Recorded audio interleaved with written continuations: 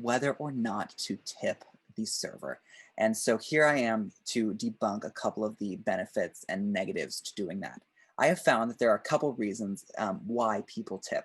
One, you want to reward good service. Number two is you feel guilty for some reason about the low wage that you know restaurant workers to make.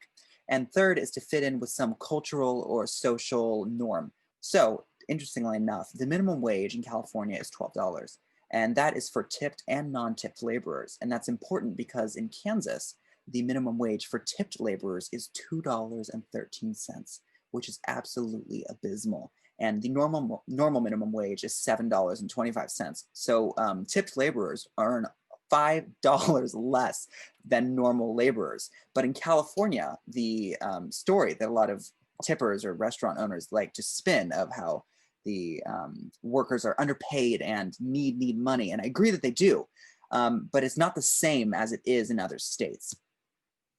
Tipping can be good. There are several benefits. I included here a picture of a first date. I think tipping is one of the easiest ways to gain trust with people. And that goes to point number two, how it is a cultural norm, a social norm. And if you tip, it is something where people look at you and look upon you favorably. Or more importantly, if you don't tip, they're going to be mad at you or they're going to look at you in disdain. And so it is a social and cultural thing that people do. But my last question is it really worth it?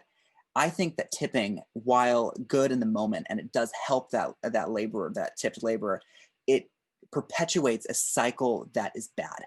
It perpetuates a cycle where greedy restaurant owners take advantage of tipped laborers by paying them less and giving them less incentives to work because they assume that you, as the restaurateur, the tipper, are going to make up that missed margin.